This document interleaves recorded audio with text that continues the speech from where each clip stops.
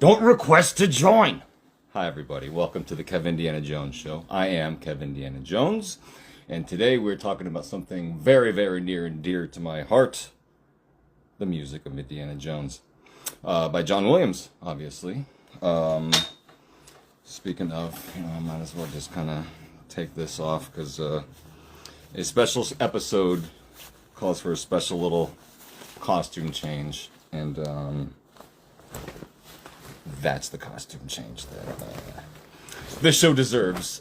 Here we are, talking about the man himself, John Williams, with the young man himself, Connor Grewal.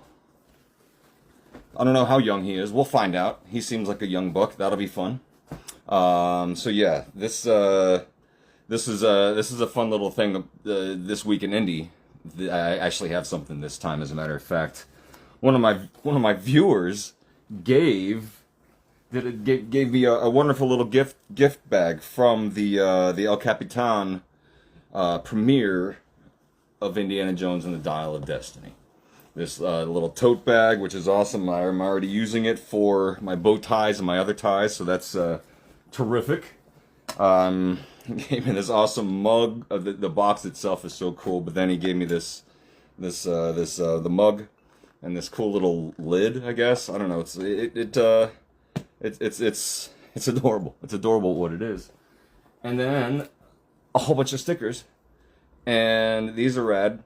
These are all the things that I believe that he made himself. I think that's what he said. Yeah, I talked to him last week.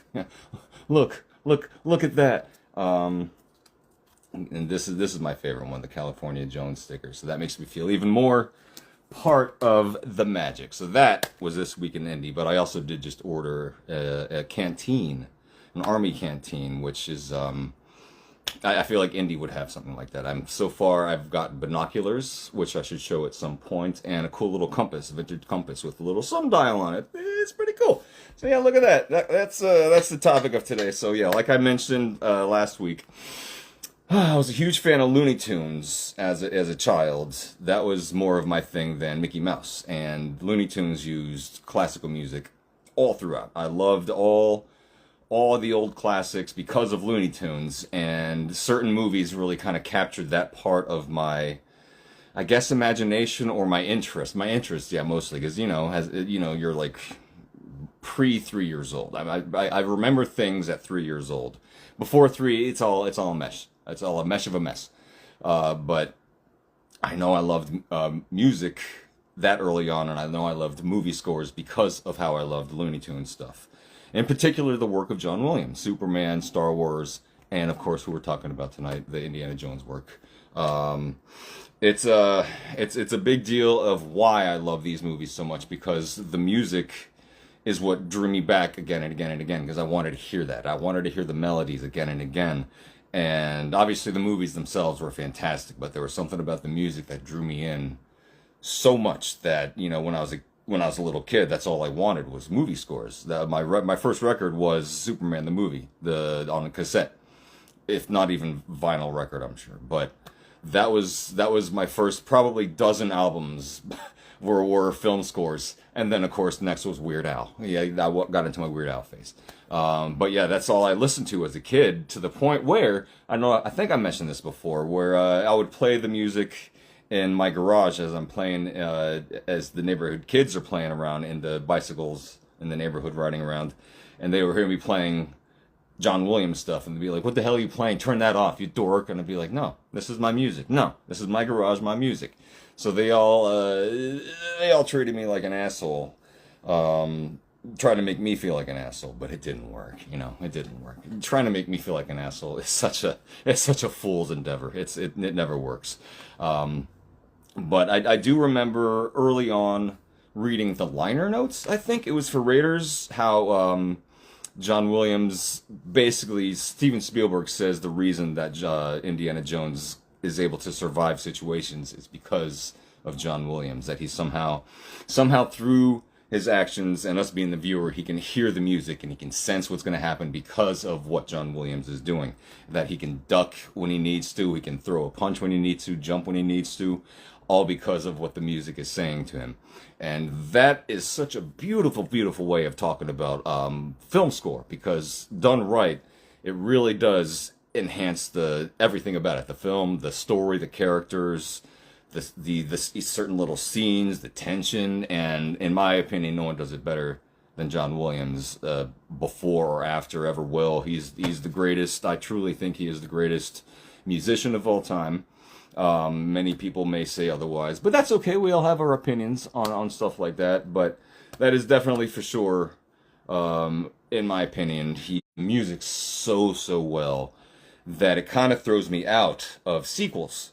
Like when Crystal Skull came out, the opening sequence with the exact cues from the previous movies, that bothered me. I didn't like hearing that. And Star Wars, when they did that in Force Awakens, there's a sequence where they play the what part was it? It was the Millennium Falcons on the desert planet, and they play the same music as they did in the first Star Wars movie, and I didn't really like that. I don't like when they do that. I don't like when he does that, I guess. You know, it's okay to not like when he does something every now and then. And personally, it throws me out. It makes me think, oh, I know what that's from. That's exactly from this. This exact sequence is exactly from that scene, and now it just makes me think, oh, it's probably going to be a similarly paced, toned scene, and it's going to end up the same way. So I get a little judgy about it, and that's my own damn fault. But I do like when it's done well. When it's not an exact cue, but like in Last Crusade, when he's walking through the catacombs with Elsa, and she goes, "What's this one?" He goes, "The Ark of the Covenant." And that music that plays there, just for a little bit, just for a split second, is that's I think how to do a proper musical cue to like a throwback, you know, to remember things like that. And I love that, you know, I love that's how he does things. But you know, I get why they do exact cues, because it's like people be like, oh, I remember that, I love it. Like the exact opposite of me. They really do like it, I'm sure. But you know, we'll see. We'll see what Connor has to say about that kind of stuff. But I do say that the music of John Williams is so important to me, and was to me growing up, like massively important, and still to this day is. There's not a day that goes by I don't hum something from him.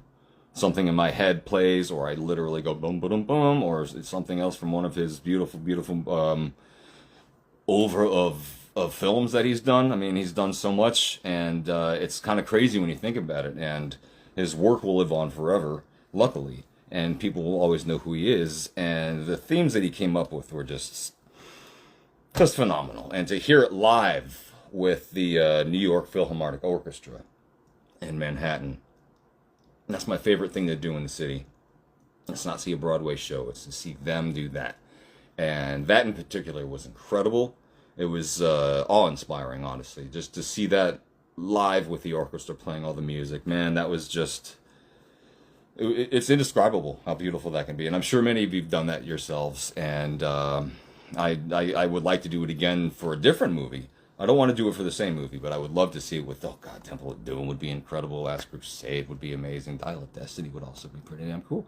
But, you know, someone who did see the Dial of Destiny premiere and hear John Williams do the music was our guest tonight, Connor Grewal. So let's go ahead and have him, who had, oh, that son of a bitch, he already requested to join.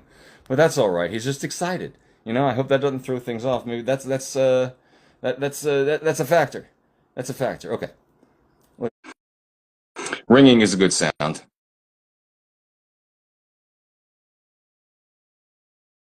Okay. I'll give it a moment. The reason I say don't request to join right off the bat is that I think when someone requests to join right off the bat, and I don't do it right then, I think it poops things on. It poops things up, because it's not doing anything when that happens. So yeah, well, let's see. Try all these goddamn different buttons. Cancel there. Try again there. I don't know.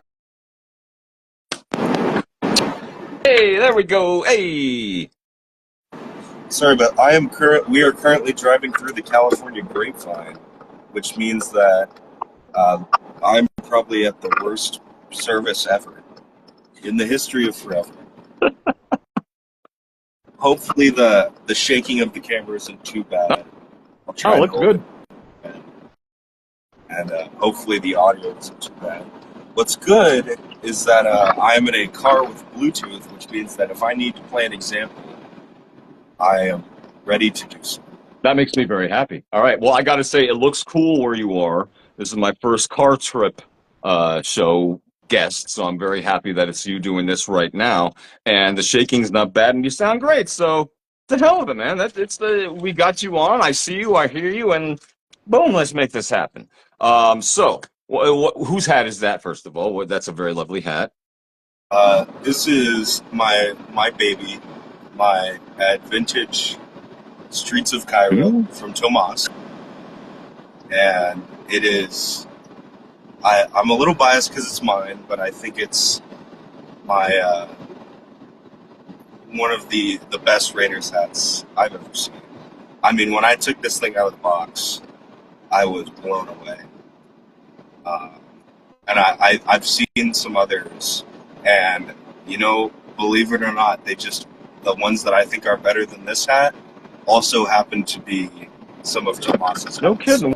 Well, that is my next goal. Honestly, would be a Beaver Temple of Doom, very very weathered hat. So that's good to know that you love it that much, because that's my next goal. But that's not for a good while though. But yeah, it looks terrific on you. Is that a Beaver or is it Reddit?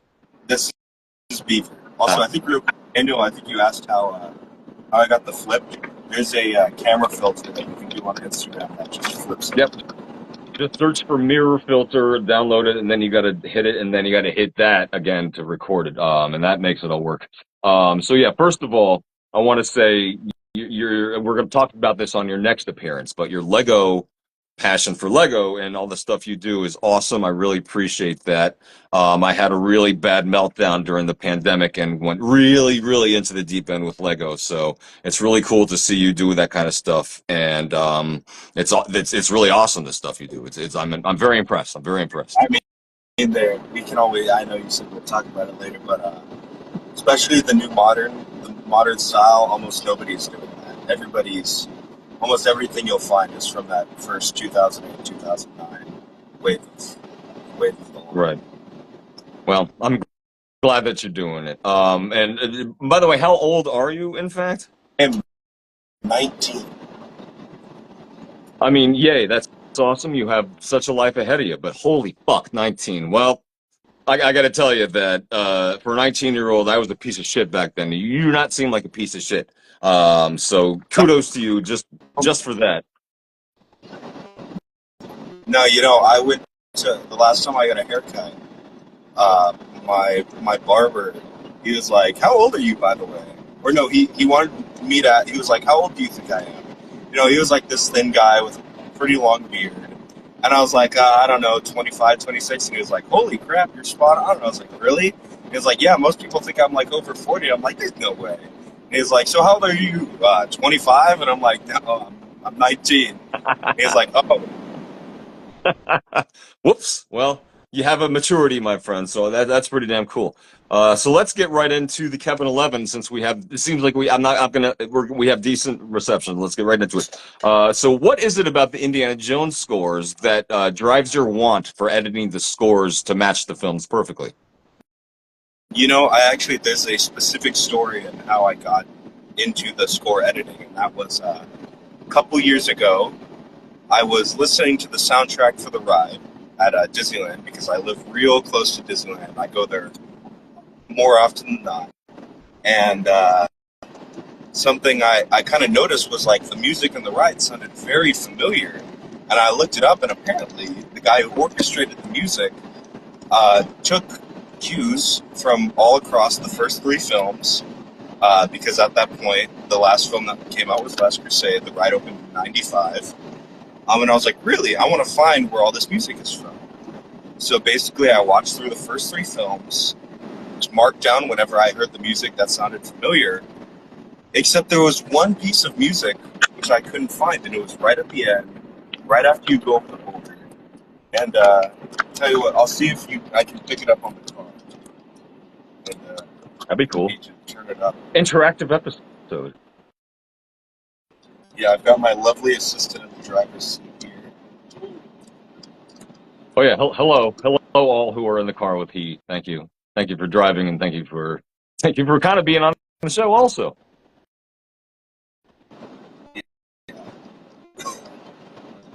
I am doing this one hand. See how quick I can do this.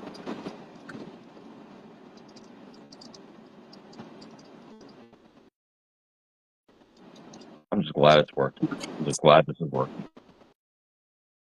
In the ride, once you go underneath the boulder, there's 2 instances of the Raiders March that play, and there's a short little bridge. I think internet's a little spotty here for this other phone, but it's basically like this short little bridge. It's, it's this little like kind of flourish, and I was watching through the films. I couldn't find any, and I was like, well, where did this come from? And then I watched Crystal Skull, and I was like, well, it's in the warehouse scene. When Indy swings on the lamp, you hear that music there. I was like, well, that came out in 2008, and that's much after 1995, so why is the music there? Did they reuse it from the ride? But then, here, I think I just now get this to you, but I was like, It's like Wayne's World when they're ordering the food. oh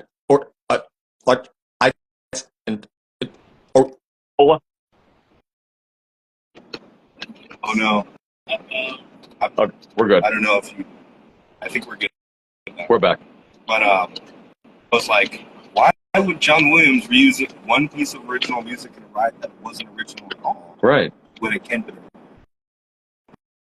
But I found a website deep in the crevices of the internet that had a listing. It could have been Indie Gear, but I don't think it was. But it was just a listing, all the tracks that I forgot the name of the person who orchestrated the music for the ride and collected all the different pieces. But, it showed all the music that he took from, and one of the pieces was Flight from Peru, which is from Raiders, when Indy is escaping Oviedo's. And I was like, I remember that, but I don't remember hearing that piece of music. So I looked it up on YouTube, and I played it in the OST, and sure enough, it plays the first instance of the Raiders March, it plays that bridge, and then it plays the second instance of the Raiders March. It's like, well, that wasn't a film, so where did it come from? And that's how I found out that movie scores are edited, and stuff gets taken out, stuff gets added in, and that is what started my journey of saying, well, now I want to know what else has changed in the scores. And sure enough, there's a lot of things that are great changes from the OSC. There's only a few things that I wish they had kept in, like that little bridge. I love that bridge. It's one of my favorite little bits of John Williams music that sadly got cut from the films. But there's so many cool little, just tiny little snippets of music that get added in throughout the whole, all 5 scores that you can't even find in the OST. But that's like the story of how I got started with everything. That's so cool, man. I love that. Very, very, that everyone has a birth into getting into more nerdy shit, and that's a good one. That's a real damn good one. I love that it was the ride that did that, because I haven't been on the ride yet, but one day I will. But I do have, funny enough, I have the music on my phone. I think many people could say it is one of the best attractions Disney has made. Like, Indian, I'm a fan. Unbiased, I'm sure. Unbiased. Being that you do all this, does it bother you when you either listen to the soundtrack or watch the movie and know that it's not both the same? Because I know when it bothers me. It definitely bothers me when I know the soundtrack is a little different. I know they edit shit out, but it's just weird how heavily edited some things can get. Does it ever get to you? It really does depend on the story. Like, for example, Raiders probably has the least amount of editing out of the 5. Temple of Doom has a decent amount of changes. Last Crusade that's a mess. Half of it's unreleased, and you can't find any of the unreleased music in good quality. Thankfully, for the unreleased music of the Crystal Style or Sessions, which allowed for a lot of unreleased music to come out in high quality. But Last Crusade, it sounds like someone is playing it on a recorder and then recording it. If you listen to any version of it, there are no good versions of stuff like it. Like half of the whole first half of the scene where they are beneath the library in the catacombs, like that's a great example because it's just terrible quality. Like honestly, it does not bother me because most of the changes that are made, as long as it's not a very usually if there's a cut, it's still on a beat, so it doesn't completely ruin it. But there are some times where things get like changed where it's off of a beat, so you hear it and it sounds a little off, but it's nothing that doesn't catch your attention. That's very true. What is your favorite thing about editing the music properly? Honestly, it's just it feels literally like an adventure, like you are searching to get like the truth, you know. Like every time I'm editing it, most of the time I am using the film in a certain release of the film where they have full audio channels, which means I can turn off some of them and get a clear sound of the music, which means that I am literally cutting music exactly back in the film. And sometimes that makes it really easy. Sometimes it makes it hard because I listen to a part and I'm like, where did that come from? Like, for example, Crystal Skull a lot of times reuses parts of its own soundtrack. Yeah. A lot of Dial of Destiny, but we can get to that later because thankfully I didn't have to do as much work for Dial of Destiny. But Crystal Skull, there's a lot of parts that are reused from earlier or later parts in the track, in the soundtrack. But yeah, honestly, it's super fun. Like almost figuring out what the real version is. There's a lot of little epiphany moments that you can have where you're like, where does this little bit come from? And then you figure it out. But sometimes it can be a pain in the ass when you find something and it's not available anywhere. And there's a few other people that have specifically focused on the Indiana Jones scores. Of course, mine is the best because I'm the most recent, and I've even had to. There's been a few times where I've had to correct those people because I know them personally. I've had to correct them. Hey, you guys missed this, and they're like, "Missed what?" And I'm like, and then I'll send them a clip from the film, and they're like, "How did you miss that?" Well, I'm proud of you for that. Good. You need to do that. You know, it makes things better to have someone that knows as much as we do, as at least. What how much of the franchise film scores would you say has not been officially released? Like half hour, 2 hours of it? Oh, so much. Yeah? I mean, if I do my percentage, at least 50%.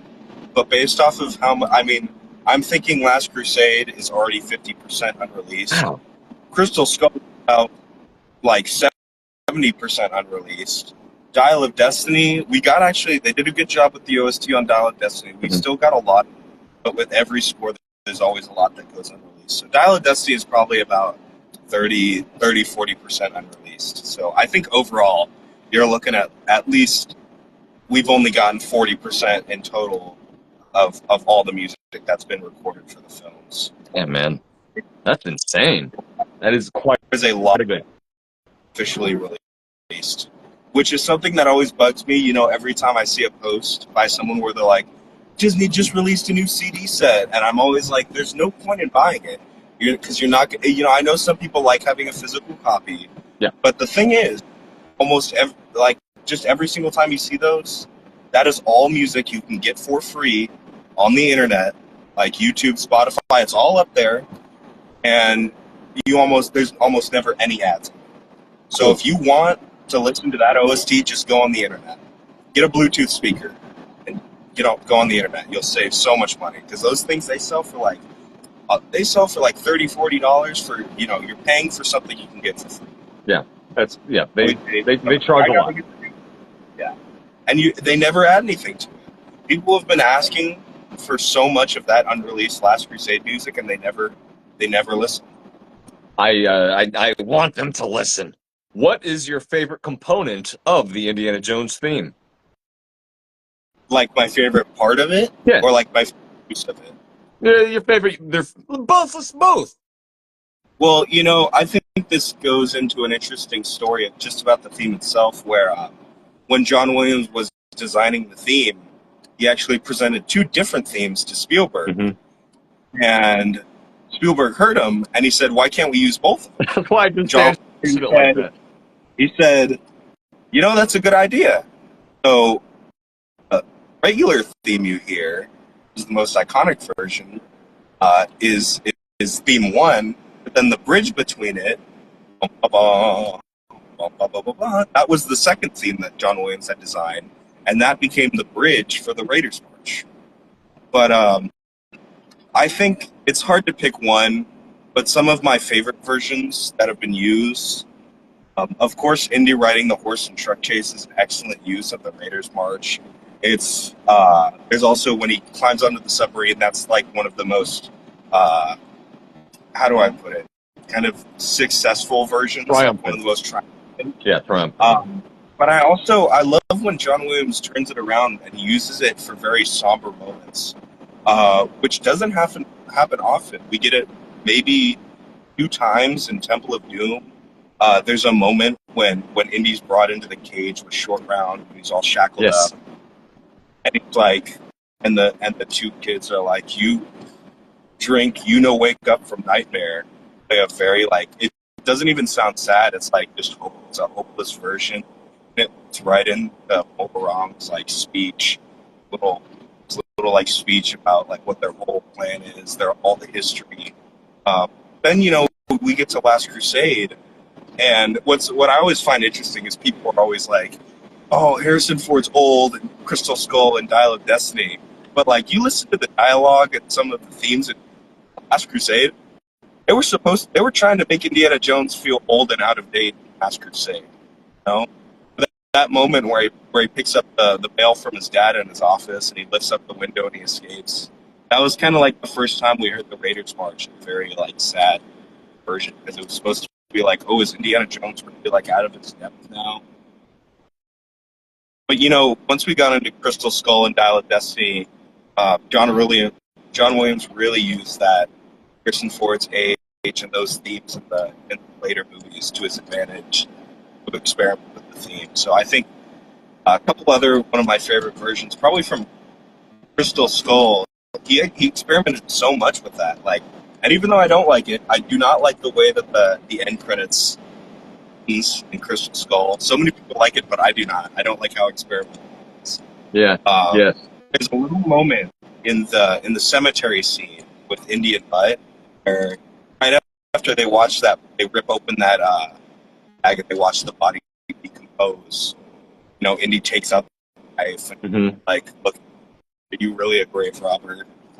And Indy hands him back the knife, and we get like a fun little like kind of quiet version of the Raiders theme, like a very like playful version between father and son. I love that role of it.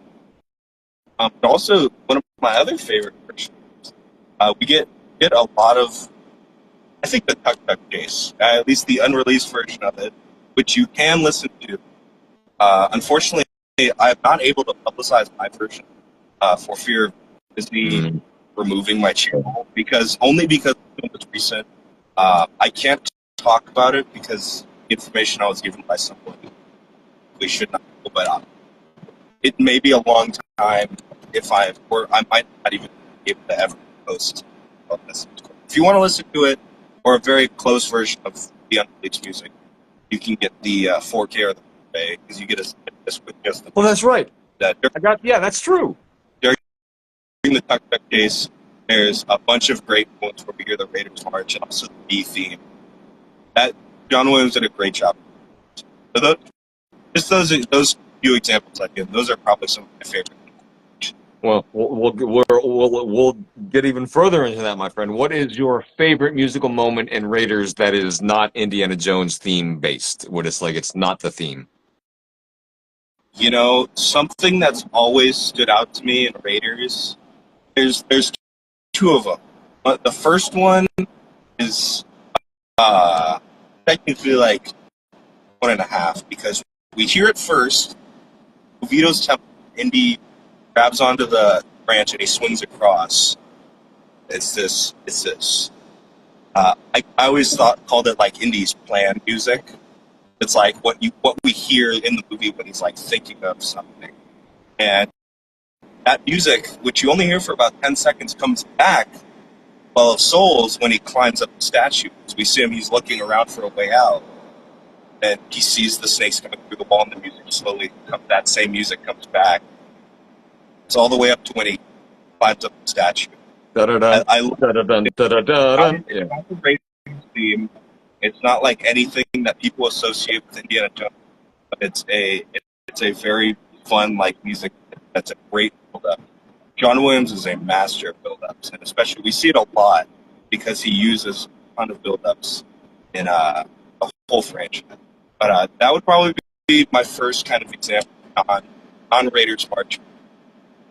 I think my second one would be at the truck chase, and it's right when Indy gets shot in the arm, because the music immediately goes from this fast-paced music to this slow march. Because you're like, all of a sudden you're like, oh crap, is this guy really going to be able to pull this off? And that builds all the way up the back to the Raiders march as soon as he's able to take back control of the truck. So those two, I love them because it's technically like Indy's music, but it's not the Raiders theme. I think that's probably why I like them. That's excellent answers. I said how much I love these movies. So to talk to someone that knows them as well as you do, I've clearly chosen the right person for this episode. Same question for Temple of Doom, and you can answer with 2 or 3 answers also, whatever. Okay. First one, very short. It's hard to hear in the film because they kind of with the volume, it kind of faded in the volume. But it's right after Indy changes on Lao She's plane, he comes out and he argues with Willie for a bit as he's putting on his hat. You get this great little build up to the Raiders march line. It's great, this great little start where it makes you I bet like anyone who watched that movie for the first time in theaters, they heard that and they're like, we are about to get an awesome scene. It's a perfect little like teaser for your ears that just immediately makes you go, oh, we're about to get an awesome Indiana Jones sequence right here. Also, probably another one of my favorite moments is when Short Round escapes. It's when he like tricks the guy on the ladder and he swings onto the rope. It like this beautiful, fun rendition of Short Round's theme, but then it perfectly leads in to the theme of the village and the children. And that's kind of an interesting theme because it's a lot of people disassociate it with the Stones. The Stones kind of have their own subtle theme, and that theme that we hear that's like, that's more associated with the village and the children. Kind of like, that's like what it's for, and less so of the actual stone. But, it's just Temple of Doom. We'll get to it later. I'm sure you have a question for it, but John Williams designed the score for Temple of Doom perfectly to where all these themes, they fit perfectly together. But those, and also probably my last one. I know you said no Raiders March, but the end credits for Temple of Doom are perfect. They lead perfectly from the Raiders March, and then they die down a bit, and we get this soft little rendition of the village theme again when he's talking to them, and then that leads perfectly into Willie's theme, and then it leads right back into the Raiders March again. I love that moment where we're hearing this triumphant version of the Raiders March. Calms down for us to get. Excellent. Yep. And I love that I have all of it playing in my head as you describe everything. So that's I'm agreeing with you on these, my friend. Favorite non-Indiana Jones theme part in Last Crusade? I think the young Indy chase music is great, but specifically, and this is actually an unreleased piece of music, it's right when he gets cornered by Garth. I call him Thor because I feel like Garth is just kind of fan name. Yeah. But it's right when he swings around and then he gets cornered by Fedora and he falls into the lion's den and we get this kind of like we get the young Indy team, yeah. But it's kind of like something's about to go wrong. It's like bum bum bum bum, bum, bum. But it's like and it leads right into the big brass like that you see when you see the lion. I love that little moment because like in the OST you get that big beat up when he falls down, but then it's just nothing, and that little section of music carries it on. So I love that. Another moment in Crusade I love is almost all of the Venice music, because the Venice chase music in the boats, and it's not my favorite part that I'm going to mention, but I love that John Williams incorporated like kind of what I call like not ambient but like thematic bits of music, so we hear like a little like Italian instrument playing over the effect from a John Williams piece. But also specifically music when the fight slows down and they fight next to the propeller. It's like, oh no, like their engine's shot, they stop, and we get this like, you're probably sensing a theme here. I love these slow. I love when it slows down for a real dramatic, fight. That boom, boom. I love that. Also, if I had to pick one more, it would probably be. I'll pick two more because they're kind of the same thing, but it's the themes that John Williams did for between Indy and his dad, and we get this theme. A lot of people actually don't associate it with him and his dad, Indy and his mom, because or just like Indy's family theme. You hear it when him and his dad are arguing after the motorcycle chase, and then his dad mentions his mother, or Indy mentions his mother, and they kind of mention, but it's this very like soft piece of music that we don't hear. We hear it a little bit in the tank chase, but it's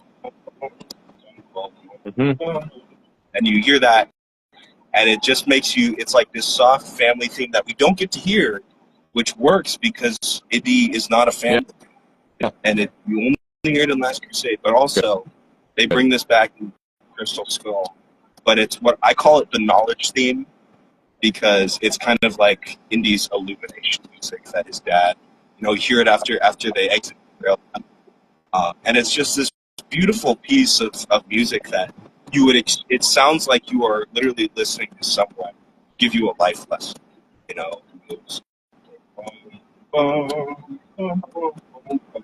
like it just sounds like you have this old wise person talking to you, and they're giving you the best advice you've ever heard in your life. And I love that track so much. And when they bring it back for Crystal Skull, you hear it a little bit when he's remembering his dad, but also the whole like when they're doing the whole knowledge was their treasure. I love that track. I love that it came back. I was so happy to hear that again. I was when they showed the picture to begin with, and they played that music. That hit me hard. And just hearing that slow, sad rendition of the theme song when he's just mourning his father's picture, it was again, it would have been good without it, but with John Williams' music, man, it's just incredible. Some of these answers are given are making me tear up a little. Like I'm just so happy that you love this shit as much as I do. Crystal Skull, same shit. I'm trying to like not pick a ton because Crystal Skull, I'm sure you got a question, but also one of my favorites out of the five. But the moment when Indy's leading them with the gunpowder, but he goes, shells, give me some shotgun shells, and it's this great little build up, and they bring it back to Dial of Destiny, but it's this bum, bum, bum, bum, bum, bum, bum, bum, bum, bum, bum. And it's this great because it's like you're like, oh my god, like what are they going after? Like what is in this thing they're looking for? And it's like you're like, why is Indy even like helping these guys out? But it's like he is to put it in the words of my generation, he is locked in when that moment happens. And then when it's reused, honestly, I kind of like the reused version of it better, Dial of Destiny, when they bring it back there, because you're just, in that moment, you're like, are they actually going to go back in time? Like, everyone's freaking out, they have no idea what's going on, but that is a great great little piece of music. Also, another moment from Crystal Skull that I love. Almost all of the Jungle Chase is a great piece, but it's hard to pick from that. But probably one of my favorite pieces of music from Kingdom of the Crystal Skull is Ants. When I see a bug or like a collection of bugs or like something pops up in Instagram where it's like a bug, the first thing that pops in my head is dude, and that piece of music will just randomly pop into my head. But also like when it's intertwined, when you cut between that, and then you cut between these low horns when he's fighting Dovchenko. Mm-hmm.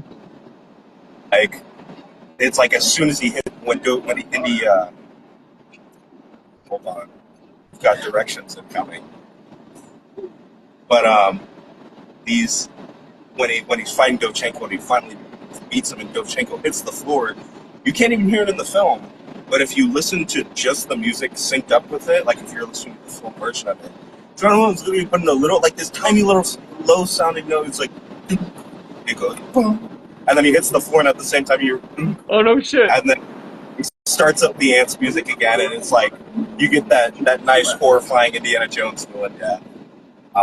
But that's like, you're like, because if you were watching the scene without that music, you'd be like, why should I be afraid of like a bunch of ants?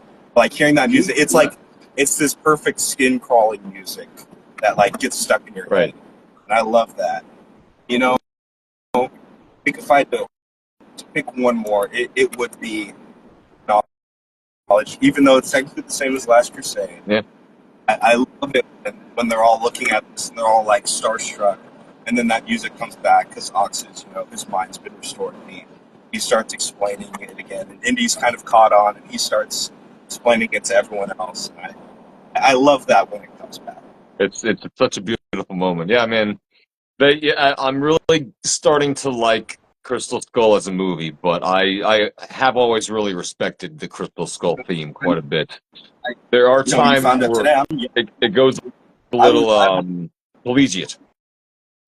Yeah, but I mean, I'm young. When I was growing up, I already had 4 Indiana Jones films, so I was not I did not understand the whole, like, why was it bad? I think Raiders and Crystal Skull I watched the most, and Crystal Skull is probably the best movie for a kid, because it's like, compared to a cartoon, I don't necessarily agree with, but I think it's probably the best movie to show to a dude for, like, a kid. Yeah, it's a good entry. It is a good entry. It's a fun film to watch. Yeah. Like, it's just, you don't have to think too hard, but I like it. But it's just, I never grew up with that kind of stigma around Crystal Skull. So Dial of Destiny was actually my first example of, like, there being a new Indiana Jones film that people don't like. So, it happens. It's not bad. Yeah, exactly. And now, speaking of Dial of Destiny, well, your answers for that. What's the favorite non-indie moments in that? Well, here's the thing. Dial of Destiny has a lot of reused music, and most of it is on purpose. Well, it's all on purpose, but in the opening moments when we're getting all that young Indiana Jones moments, quote-unquote young, even though he's 40, that was all, John Williams did that on purpose because James Mangold, he wanted you to feel that huge disconnect when we first see old Indiana. But where's Indiana? Like, this isn't Indiana Jones. So John Williams was like, I'm going to make you remember everything you loved about Indiana Jones. And then we're going to make you be like, well, what happened to Indiana Jones? So, like, all the reuses, like, almost perfectly fit together. It's literally like The Ride. The music all somehow flows perfectly. It's probably because it was all written by the same guy. Who knows? Right. But one of my favorite bits of music, just from the opening, if I had to pick one, is there's a moment from the tank chase, and it's when Vogel is he's got Indy held down against the tank treads, and he's rubbing his head, and we get this like militaristic theme where it's like bum bum bum bum bum bum bum bum. And when I heard that at the premiere and it came back, I was like, oh my god, that's like one of my music. Yep. And then they repeat it, and I was like, they played it. It was like So I was really excited when I heard that. And then, oh, there's a guy here. His name is Luke Bronson. Do not pay attention to him. He thinks he knows everything about Dial of Destiny scores. He thinks he's so, I hate him because he keeps coming up to me and he's like, hey, here's a piece of music that they reused from War of the Worlds or Minority Report. And I'm like, no, please just let me think that something is original. But I love that piece of music, specifically. I want to try and pick some original stuff here. So, in the Tuk Tuk Chase, the whole opening of the Tuk Tuk Chase, amazing. But what I love even more, one of my favorite pieces of original music from Dial of Destiny, is the auction kind of chase. That, like, John Wayne, he did an amazing job with that. Like, you feel it's like this. It's literally like the modern version of the basket chase. It's like this fun, fancy, thing. And then also, I'll pick one more. I'll pick two more. One small one is when Voller finds them at Archimedes' tomb, and he takes the dial from them, and he's like built this great build-up moment, because this is the moment where you think like, oh, are we about to get like an Ark of the Covenant moment? Like, what's about to happen? Like Act 2 is about to end, and we get this great build-up of like the dial theme, where it's like, which I love the dial theme. It goes from, it's like mysterious. I describe it as a scientific equation about to be solved. It sounds like you are of like a mathematician. And then there's like the second part, which is that Greek, or the kind of ancient Greek. Yeah. All horns. It's like blah, blah, blah, blah, blah. But before that, we get this great like scientific little, and it's like that builds up over and over again until Voller pulls out the compass and he drops it in the dial, and we see it function for the first time in thousands of years. And I love that moment so much. And then it immediately goes into a reuse from Last Crusade from Young Indy, which then leads into the Raiders March, which is something so interesting I never would have thought of. But I love that little moment. And then probably the last thing I would pick is just after that, when Indy is talking to Voller, and Voller reveals what his plan is, that he's going to go back in time and kill Hitler and take over the Third Reich. And then Indy gets pulled out and he's dropped in front of the plane, and we get like this amazing, quick rendition of the new Nazi theme. Which played it's all militaristic. Like, it feels like they're like about to revitalize like the one thing that we don't ever want to come back. Like, you feel like Voller is at his most triumphant here. This is Voller's like triumphant music right here. And then it just continues in this very subtle amount until Helena comes in and she rides out and we get her rendition of her theme. But I love that. That part is it's very Vader's theme, I feel like. That little bit that plays there is very Imperial March, and it's like so well evilly done that he's just so good at coming up with evil shit.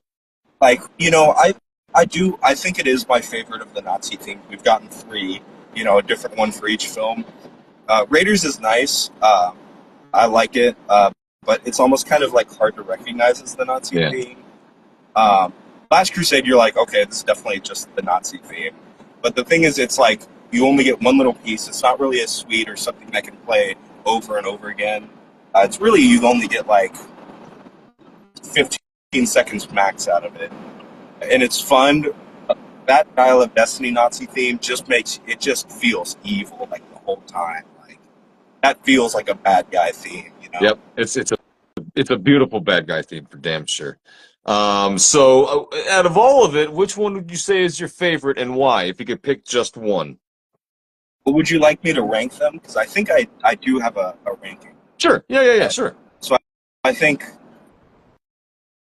and I want to say before I start, whatever is lower, I do not think is a bad movie score.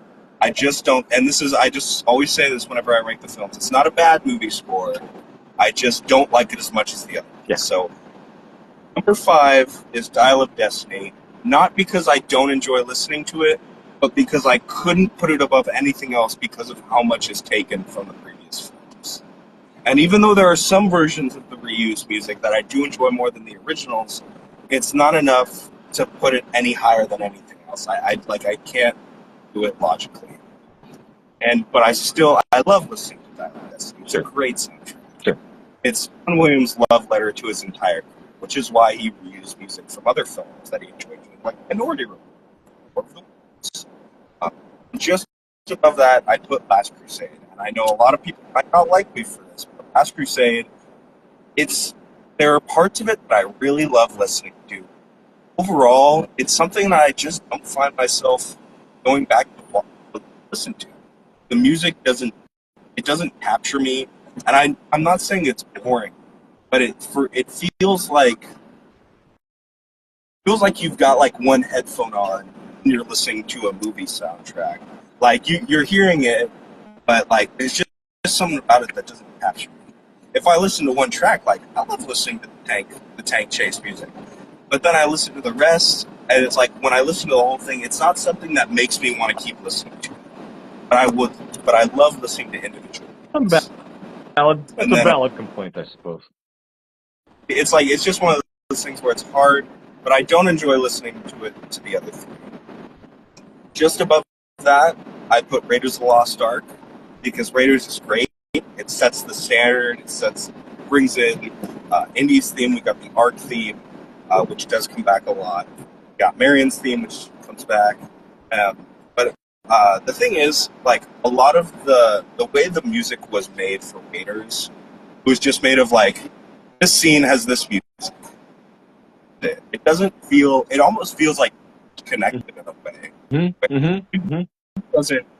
It feels like the music fits for the scenes, but it's almost like someone's going, okay, start the music and then stop the music. It sounds like someone's telling you when to start listening to music and when to stop. So I love it. It's great music, but it's almost like it doesn't flow. Like it's almost like the musical set pieces, like feel like the same music in itself. Above that, at number 2, Kingdom of the Crystal Skull. I love the Crystal Skull score. It's probably has some great ambient music right in the middle where it slows down a bit, but the beginning, the end, oh, great. I love it. The Skull theme, while it's not my favorite theme of the Artifacts, it's amazing. It feels mysterious, but then it's menacing. Like when you're listening to Indy, when Indy is like staring into the skull, and that theme starts as just like a little short melody, and you're like, oh, it's the skull theme. But then it slowly builds up, and you're like, oh my god, Indiana Jones is being taken over by this thing. And also, it's just overall like Crystal Skull. If you're listening to the soundtrack, you don't even need to watch the movie. You can see, not only can you see the movie in your head when you're listening to it, but you could have never seen Crystal Skull. You could listen to the soundtrack and be like, this is like, I feel like I'm listening to like an audiobook, but without words. That's what I would describe Crystal Skull as like. Every piece of music flows into the next. Like if you have an action piece of music, there is some sort, whatever the next track is doesn't feel disconnected. Like it feels like whatever you hear next is a perfect lead-in from what you just heard. And that's why I love Crystal Skull. And of course, if you're good at math, you've figured out what number 1 is, which is Temple of Doom. Oh. And I know it's taken a while to get to the answer to the question, but Temple of Doom is hands down best Indiana Jones. I think it's one of John Williams in his entire career. It's just, I love it so much. You have, like I mentioned before, he designed Short Round's theme, Willie's theme, the theme of the Stones and the children and the village. Everything perfectly melds together with the Raiders March. You could just switch between them over and over, and like it just flows perfect. Everything flows in such an amazing way. John Williams, like, that is his, like, he was Leonardo da Vinci when he designed that thing, you know. It was like this perfect, it was like an equation, a mathematical equation. He perfectly figured out what to put. And also, Temple of Doom has the best rendition of the Raiders March. Not just from, you know, we get Short Round's theme in there, or like I mentioned, where, you know, we get all of the themes from the movie flowing together, but just the instrumentation in Temple of Doom feels so full. When we first hear when Indy puts that stone up here, and then they're all laughing and stuff, we get this it feels vibrant with like the string. We're less so hearing the horns, but more so the string. So it feels full. Like we are really hearing everything. It feels like you hear every instrument used perfectly, and that's why I love Temple of Doom. And it's a perfect, because not only is the film's like mood all over the place, but the score captures that. We hear the funny in the score, we hear the horrifying moments in the score, and we hear those action moments in the score. And that, I think it's just probably one of John Williams' best pieces of work ever. It's hard to disagree with you. I don't know that I have a ranking for his best ever, but I mean, my first is, if you don't know his work so well, Superman the movie is a masterpiece, magnificent, and it's my favorite thing he's ever done. So that's something. That's another thing. Like you said, you don't really have to watch the movie to get the story. The music tells every bit of it, and it's beautiful, like very very operatic. And he's just the best. And what was it like to actually hear him play at the Dial of Destiny premiere? Oh my God! When everyone's already excited. No, at this point, when we're sitting down in those seats, no one. I could care less if the movie was a pile of hot garbage, which it was not. I'm being very clear. I love Dial of Destiny. I could care less if the movie was good or bad, because at that point, I already met all the actors, had a great day with some amazing people, all of my friends, got to meet so many people coming in from out of state and even out of the country, from all over the world. And then, Steven Spielberg, all the actors come on stage, they introduce the movie, and then Steven Spielberg, George Lucas, Frank Marshall, Kathleen Kennedy, Harrison Ford, they all hang behind on the stage. And Steven Spielberg's up there, and he gives this little speech. And he says, there's three really important people. Sorry, we're dropping someone off right now. So if there's three important people that make an Indiana Jones movie. You have George Lucas, because he's the creative mind behind the character and the story, and he really drives where these movies go. And then you have Harrison Ford, who is the only person who can play this character till the end of time.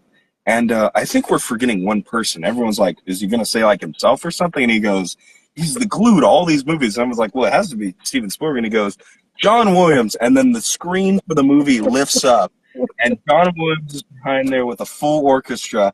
And I mean, I stood out of my chair like Gustavo Fring. I went, oh! And I was dying. I was next to one of my friend's wives, and I had to apologize after the movie, because I was like, not only was I bawling at the end of it, but I was like, sorry for screaming when they revealed John Williams.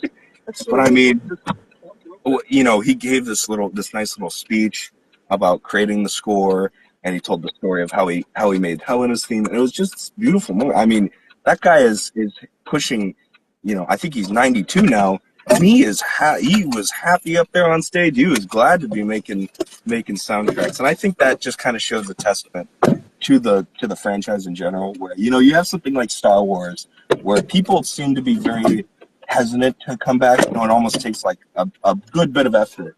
But they, 15 years went by. They said, "Hey, we should make another Indiana Jones film." Everyone was immediately like, "Yep, I'll come back. I'll come back." John Williams was like, "Sure. I'll probably make this my last movie score," and everyone did a great job. But that was an incredible just moment. Like that was probably the most excited I'd ever been. I didn't even remember that there was a movie gonna play. I was like, and you got to remember, this is not a concert venue. This is a movie theater. It's a big theater. There's 2 levels, and thankfully, I got very lucky. I was on the second level, on a balcony kind of, because this is the Dolby Theater, if you're familiar with that arrangement and all. So I was right in the middle, right up on the second floor, so I was like perfectly in line with the theater, and I was just like, oh my God. Like I didn't care about the movie anymore. I was like, Harrison Ford complimented my friend's hat who was standing right next to me instead of mine, so that almost ruined the day. But it helped us learn that King with the Crystal Skull, that hat is his personal favorite, because he didn't say anything about anyone else's hat. that's a story That's for another time. something else, Basically, man. that was probably the most excited I've been in my entire life. When Steven Spielberg went, John Williams, and then that movie screen lifted up, nobody knew that was going to happen. That was not on the ticket. That was a surprise to nearly everyone. I'm sure the actors and stuff, you know, that's not a surprise to the people running the show. But that was the most incredible thing in my life. And then later, like a month later, I went to go watch him at the Hollywood Bowl, because he still does that every year. He still performs at the Hollywood Bowl. And Daniel Reiser was like, "You gotta go, Connor. You don't know how many more times he's gonna be doing this." So I was like, "All right, I'll go." And I will say, I was a little disappointed for the Indiana Jones segment because he played the same 3 songs. But I have a theory as to why. So at the performance, I'm sure you've probably listened to it. Sorry, saying goodbye. But he doesn't announce anything. He led with Mutt's theme, the Sweet for Mutt's theme. And then he gave his first little story. And then he gave a story for Helena's theme. He played Helena's suite for violin. It was the one for violin and orchestra, which means that he had the soloist, which was beautiful. And he introduced her. And then he ended with the dial rendition of the Raiders March, which is the slower, one. more almost, I like to describe the dial theme as, a lot of people just say it's slow, but it feels like a soloist almost. Like, even though you have a whole orchestra, it feels like you have one person playing. Because the Raiders March will forever and always be Indy's theme. And when you listen to the dial version, it sounds like it's Indy's last hurrah, and he's doing it on his own. No one else is there with him. But you know, he played even though he played the same 3 songs, I could care less, because he played plenty of other music from plenty of other films. He did Jurassic Park, which apparently he doesn't do a lot. Huh. But I have a theory for why he started with Mutt's theme at both. And I think he was a little sad when he found out that they weren't going to, you know, have Mutt in Dial of Destiny. Mostly because he created this really intricate, amazing suite for Mutt, and then they didn't get to use it all. Like, if you listen to The Adventures of Mutt, that is a crazy piece of music. Even though I'm not personally like a huge fan of it, I think John Williams was just a little disappointed. He's like, I'm not going to get to play this at all in the movie. So he was like, "Oh, whatever. Every concert now, I'll start with Mutt's theme. I'll get some use out of it." But I think overall, it was great seeing him. If you are in the LA area or anywhere within like a 2-hour drive, go to the Hollywood Bowl once. He's doing it this year. You might still be able to get a ticket. I'm not sure. When? But like, if he's there, go at least once. Like, if you can, go once. What time of year does he usually do this? It's every July. Every July. And, all right. And I think he's 92 now, but I think he said like he's going to keep doing Hollywood Bowl till he can't. You know, same as Harrison Ford, where even though he's not going to be doing film scores anymore, I think John Williams has said he might come back for some things, but definitely not whole films. I think he said the only film he would come back to do another score for would be a James Bond film, but I don't know how likely that would be. That would be fucking awesome, man. I think James, that he's said for like for his entire career, he's always been like, that's the film I want to do, is James Bond. Just overall, an incredible moment. And if you get the chance, or you have the ability to, go to the Hollywood Bowl and go to that show, because it's an incredible show. I would love to. I mean, he was up stage. He does this thing where like he plays with the audience because everyone wants to do an encore, and he will walk all the way off stage, and people are clapping up a storm, and he walks all the way off stage, and then he walks all the way back, and he did that like 3 times. You know, this guy is 9 years old, and he's walking all the way. He's walking on and off a stage. What an inspiration. It's an incredible. Everyone, you know, unfortunately, we are getting to that time period now. Especially for people like me, I didn't get to grow up with all these actors and all these filmmakers. You know, I grew up and they're already old. But you know, like, we are getting into that time period where we are going to start losing people. We have been losing people. You know, you always lose people, especially in the film industry. But these past like 5 years have been pretty rough for the filmmaking industry. They've lost a lot of good people, and sometimes they're not even old. You know, yeah. Like, sometimes it's just unnatural thing. But like, that is, you know, Daniel pushes people all the time. Everyone who's near us, he's always like, go to the Hollywood Bowl. I go every year. And I'm like, okay. Personally, as much as I love John Williams, I don't need to go see him again because it's like I've seen him, I saw him up close, and then when I went to the Hollywood Bowl, I'm like I couldn't even tell it was John Williams down there if it wasn't for this camera. So you know, for me, it's in my heart. I will be able to listen to John Williams whenever I want. It was good to listen to him twice. But, you know, it's just like I feel satisfied. But still, hearing him once in your life in person, like that's got to be something to do. Yeah, it's a goal. It's definitely a goal of mine. My friend, if you can believe it, that's all the questions. You I know. I knew we went over it. no, this was perfect. This was exactly how I wanted it to go. It was great talking to you. This was the first time we really talked like this. First of all, I want to say, uh, it's awesome to meet someone young like you, keeping the flame going, dressing like Indiana Jones, loving film music, at least starting loving film music with Indiana Jones. I hope it blossoms further and further. But all these questions that I asked, your answers were excellent. Very, very well thought out. I love talking to you about all this shit. And next time we will talk about Lego, and that'll be equally fun because that's another passion of mine. So, man, thank There's you a for lot. joining me. There's a lot that is possible. Not even just you'll see. You'll understand. All right, man. Well, thanks for talking to me on your drive back. Thanks to all of the passengers in your car and the driver for dealing with me. I really, really appreciate that. Before I go, should I tell people where they'll be able to find my versions of the scores if they do want to go and listen to unreleased pieces of music we've been talking about? Absolutely. But there's a few other people. You could probably just look up Indiana Jones complete score. You'll find versions of the scores. But if you want to listen to the best, go on YouTube and look up Henry Walton Studios, just like Henry Walton Indiana Jones Jr. Henry Walton Studios. Go to playlists. You'll see the first 4 films there. Hopefully, be able to upload Dial soon enough, but unfortunately, it's like it'll be quite a bit. So fill in for that. Get the 4K, or just find someone who does. Listen to that score. Absolutely, man. It was great talking. You know, there's not a lot of people who really know about all that unreleased music or just the film. I always call it the film version because even if there's not anything unreleased, there's still edits and things in there. It was great talking to you, and I mean I could talk about all this call. I could talk for a week. We will again. Great. We will again, my friend. Thank you so much for coming on. I'll talk to you soon. Great job, and drive safe. Safe travels, my friend. Get home safe. Almost home.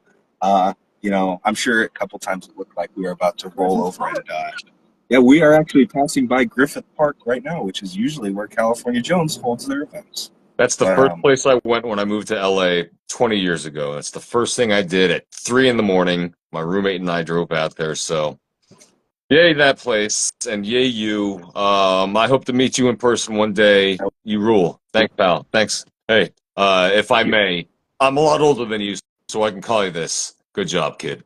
Good job. See you around. See you around, kid. That was more like the joke from Batman. Anyways. All right. Well, man, that was excellent. Movie music. It's my joy. It's my passion. I should have gotten into it. I don't know why I didn't. What can you do? But it was awesome to talk to someone else that loves film music as much as I do. It's not something that I've had in my life. I mean, my friends that love the movies, all the movies that we all love. We have our group of friends. Everyone has our own little core of group of actual real life friends, I'm sure, that have similar interests. So they love this stuff, but they don't love it like we do. And film score is something that I love beyond rational thought, honestly. So it was great doing this show. Thank you all for watching. You're all the best. If you're watching this now, thank you. If you're watching this on YouTube, thank you. Hit the like and subscribe button wherever the fuck that is. I don't know. I don't know how that pops up. I should probably pay attention to that, but this was a blast. Thank you all for joining me. Thank you, Connor, once again. I will see you next week with another show. This was episode 11. Next week will be episode 12. After that, one more episode, and then there will be a summer break because Papa's got to live every now and then. I want to play some video games. I want to have some fun. Anyways, this was a very fun, and I love you all. Take care, my friends. Bye bye.